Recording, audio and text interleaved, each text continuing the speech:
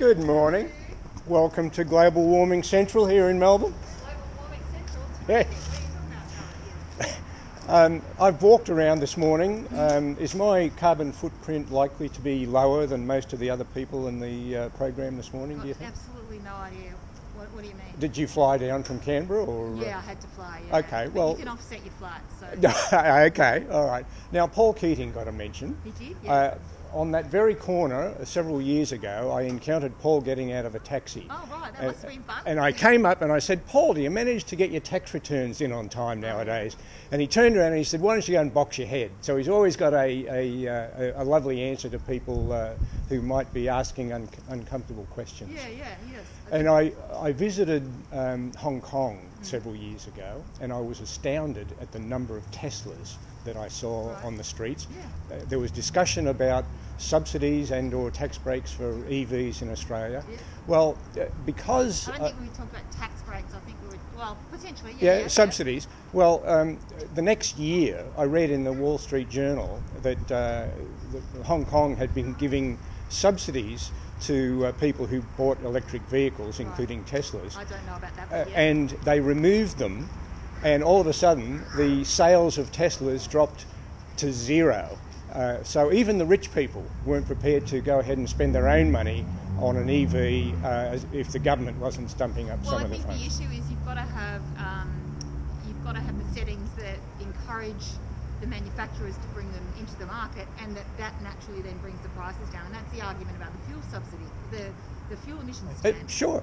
Look, I'm all in favour of whatever technology can be introduced to reduce the CO2 emissions, but while China and India and Russia and all of the other polluters, if we can call them that, are continuing on their merry way, what Australia does, unfortunately, is not going to make much difference. I think what everyone does makes a difference. Yeah, of course. Well, okay, so... The big emitting countries, the small emitting, and we actually per capita emit a lot, so what we do makes a big difference. What we do on methane will make a big difference, and we have to address that, and we didn't sign up to that. I'm not giving up burgers at this stage, Karen. Look, thank you very much for your time. No, it's really nice. It's nice to see much you. appreciated. It's really nice to be back in Melbourne. It is a great place to live. From my angle, unfortunately, Chairman Dan has caused some problems for us who live here. And I saw some protesters in the street yesterday. Look, I saw some protesters and I said, I support your cause, but I wish you wouldn't block the streets. That's my view. Oh, well, everyone's got a right to protest. I celebrate the fact that we can protest, particularly civilly, without violence. We've seen some protests that Of course. As I said, I wish people would do it in a fashion that doesn't inconvenience other people.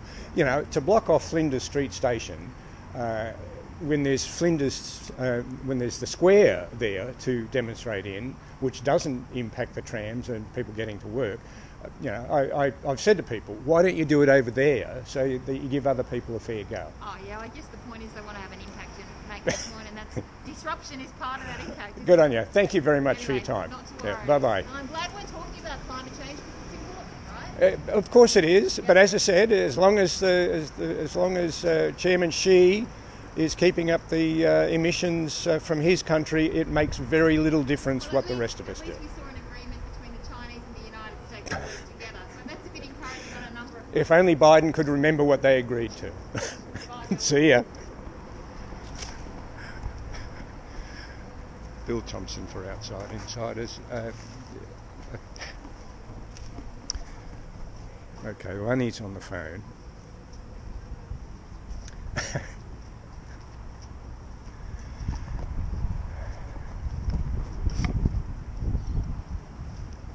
There's some speculation that sometimes the panellists get on the phone when they're coming out so that they don't have to engage in any sort of conversation with me. But I'll hang around and see whether she gets off the phone at some stage.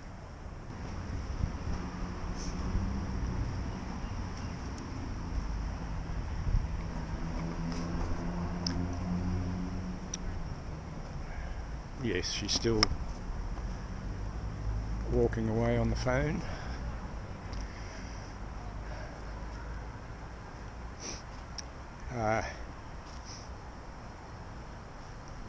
I've lived in Melbourne for 12 years, I was 2 years in Brisbane before that, and about 20 years in Albury before that.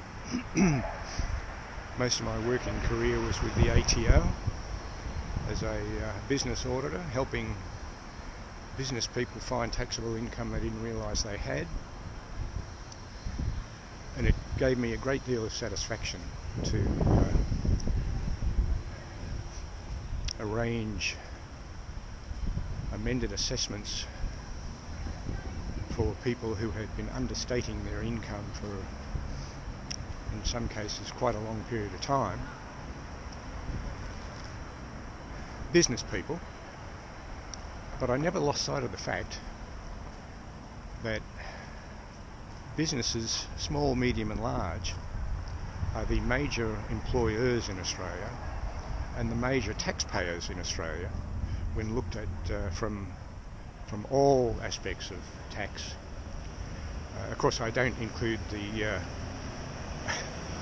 Mike Cannon-Brookes. I'm intrigued to read that Atlassian has never paid any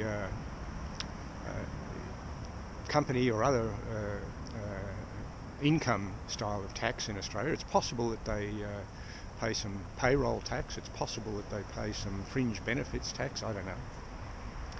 It's possible that they pay some GST for all I know in some of their activities. But for an enterprise that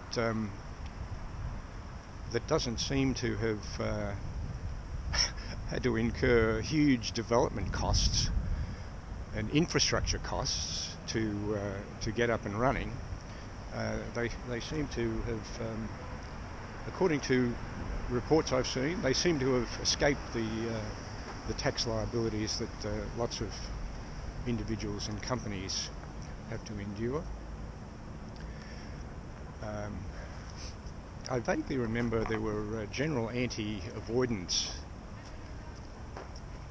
provisions in the Income Tax Assessment Act, and it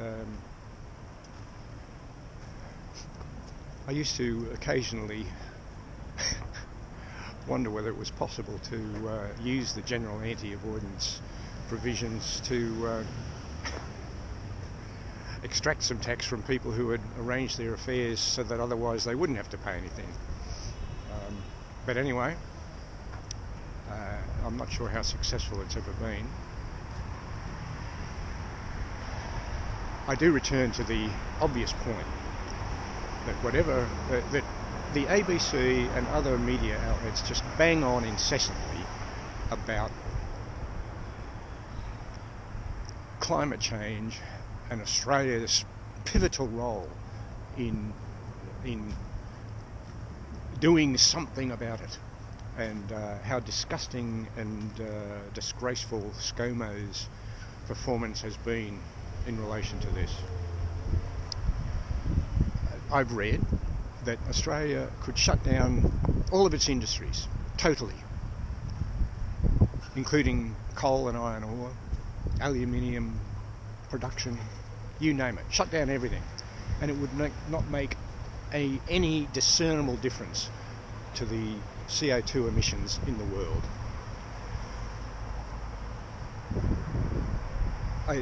It just doesn't make any sense to me for journalists and certain politicians to bang on incessantly about Australia's failings in all of this, but never utter a word of criticism about China. Western Australia, their finances have been, they've been having record surpluses in the government books, partly because of the immense royalties that West Australia gets for iron ore exports to China. And of course China has found it convenient to be able to block imports from Australia of various commodities. But they've not stopped iron ore because they have to get it, and essentially in the current circumstances they virtually have to get it from Australia. Uttered a word about how China's steel manufacturing using Australian iron ore does use coal, including some, if not all, most, from Australia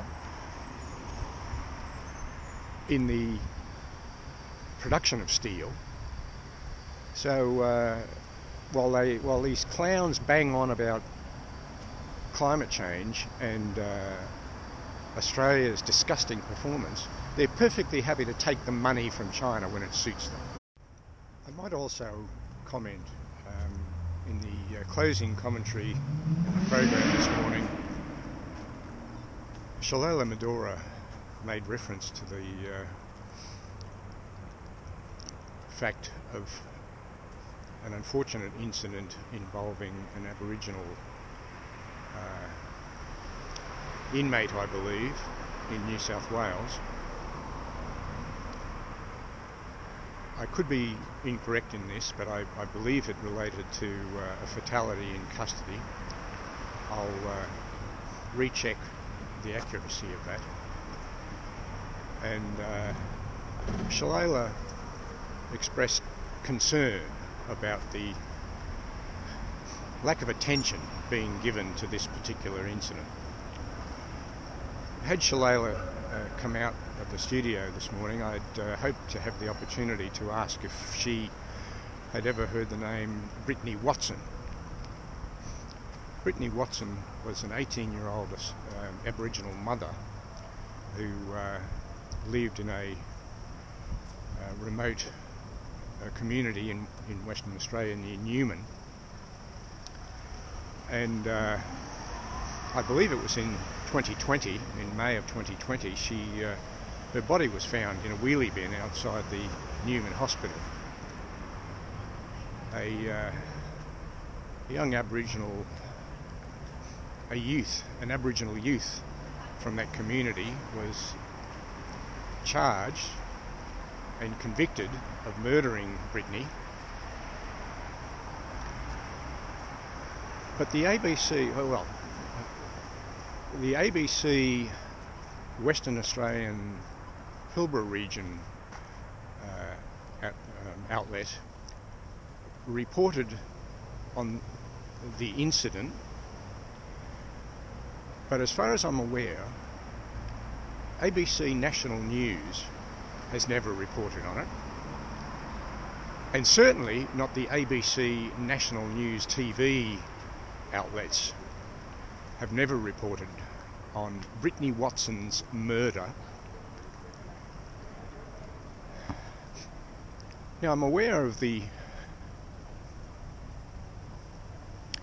tendency for mainly the ABC, but some other media outlets to refrain from providing the images of deceased Aboriginal persons.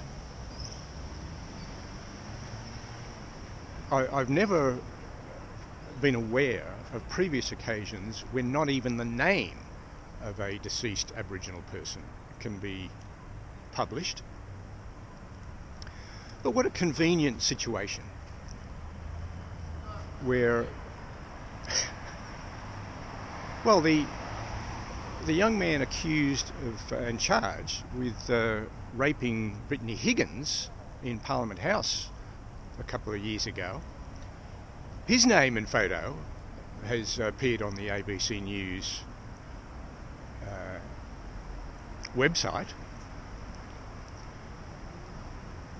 But when an Aboriginal man was recently arrested